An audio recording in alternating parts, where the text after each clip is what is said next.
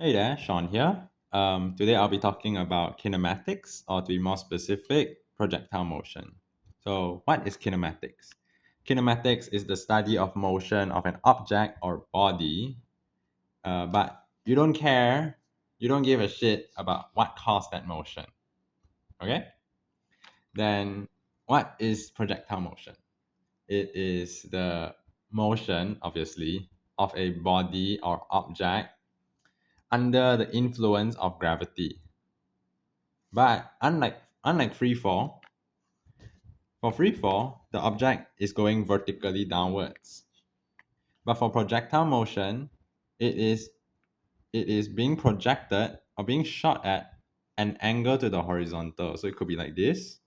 It's still going downwards, but it's being projected at an angle like that. Or it could be going upwards and going back down. There's still an angle there. Okay? That is projectile motion. Now, what are the assumptions you need to make when doing projectile motion questions? There is two assumptions or postulates. First of which is that the object experiences no air resistance. Just like any typical physics question. No air resistance. Now, how does this affect your answering?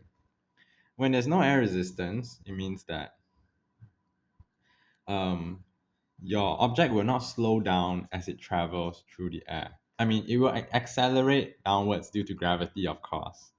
But on the horizontal axis, on the x-axis, it will not decelerate. So that means that ax equals to 0 meters per second squared. No acceleration, no deceleration, because no air resistance. Now, this is the first assumption.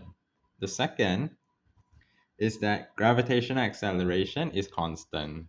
So it is always going down, accelerating downwards at a constant acceleration.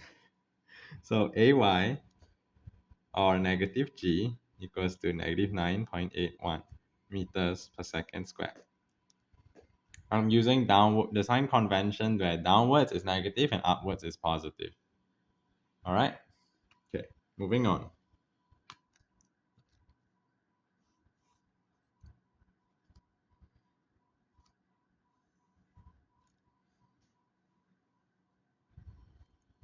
Now, here is a simple graph of the motion of a object, starting from the origin and ending somewhere here. Okay, so this is theta. Now, you have your initial velocity that the object is projected at an angle theta. But how do you solve this kind of question? You need to resolve it into x and y components because this is in two planes, not just x, not just going left, right, up, or down anymore. Okay, so you can write here ux and here uy. I'll bring this u out so it's easier to see.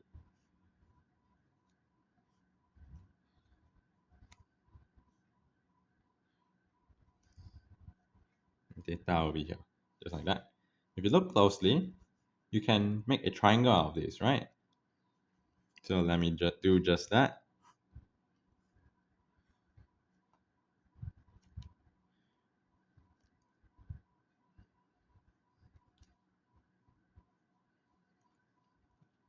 Okay, just like that. You have a triangle, and the angle is between u and ux. So it's like that. So if you understand your trigonometry, you'll know that uy equals to u sine theta, and that ux equals to u cos theta. But that is if the angle is here, all right? If the angle is here, it's a different story, okay? So don't mess that up. And it's the same for final velocity. The final velocity will be around here. You have your Vx and your Vy. Okay? You can make a triangle out of that as well. Now, what about the other variables?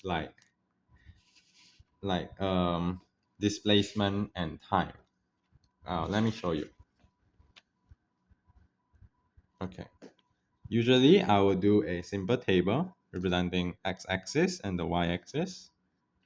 Then I'll write down u, a, v, s, and t. Oh, that is ugly. Okay. So you already know that ux is u cos theta, usually, all right? And that uy is u sine theta. You know that ax is 0 meters per second because there's no air resistance, and the ay is negative 9.81 meters per second squared. Okay, so Vx, if you look through, if you've seen your reference book or whatever book you use, you'll know that Vx equals to Ux. But how does it come to that assumption? Well, you can use the linear equations of linear equations, linear motion equations to figure that out. I'll use the first one, the simplest one. V equals to U plus AT. Vx equals to Ux plus AXT. You know that AX equals to 0, so I'll cross this out. And there we go. Vx equals to Ux. Simple.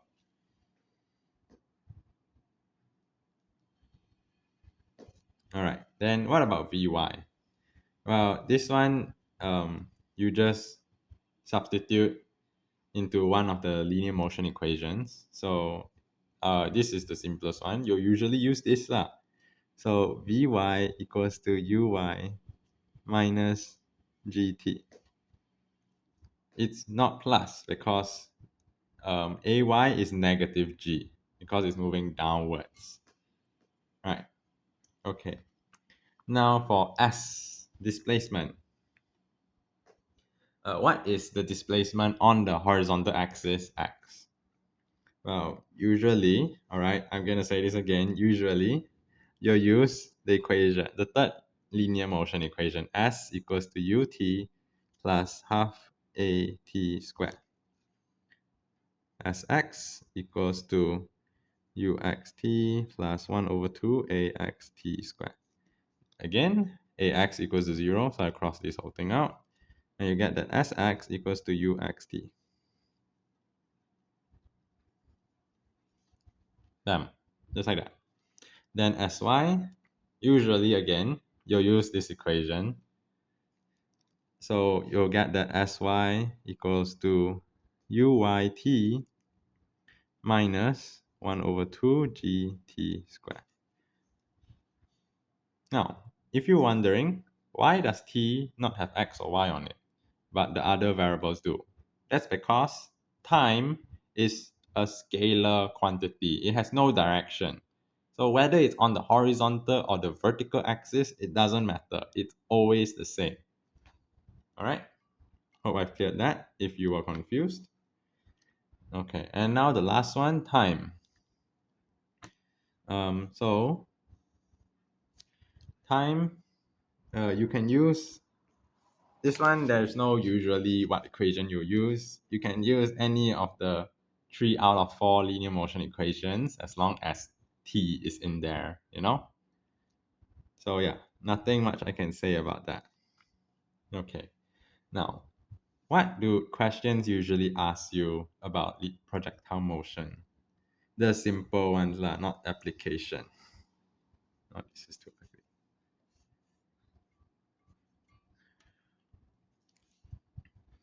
Okay. Questions may ask you like, what is the maximum height the object reaches?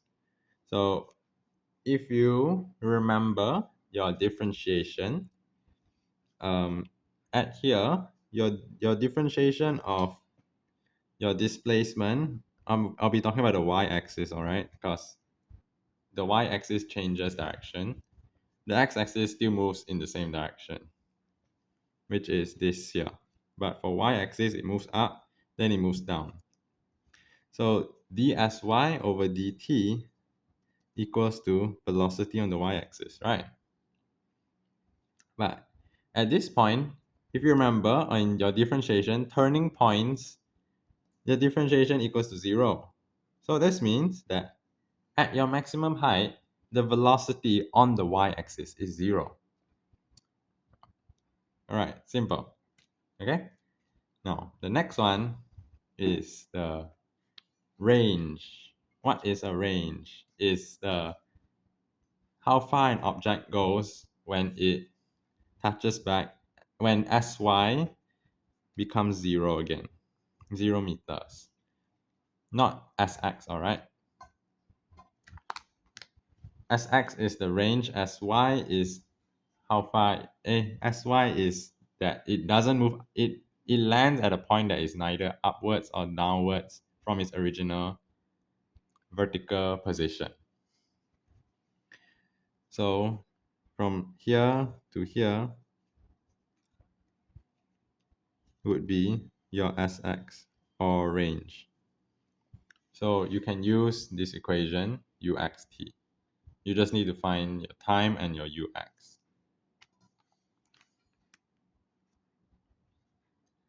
Now, the last one that I can say is that a lot of students, including me, make mistakes is if you are asked to find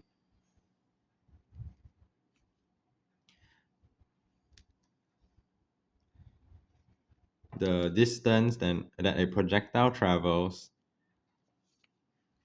that isn't where sy equal to 0. Let's say it travels all the way to here, all right, at a height of h.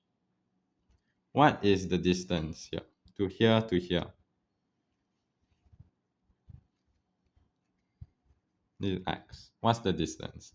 Now, you may think it's pretty simple. You just find the time, your your initial velocity, and your angle and stuff like that. But what mistakes that we usually do is that we forget this is a parabola. Projectile motions are parabolic, followed parabolic shape. So when you find one point, you'll find that exact same point here because they're on the exact same height. This is also a height at a height of h. And also if you look here, you'll use this equation usually. This is t squared. So you have two answers. If you're finding a time, if you're using time of flight to get where is your horizontal displacement. So you need to take note of that and make sure whether is it the closer one or the further one, you know? All right.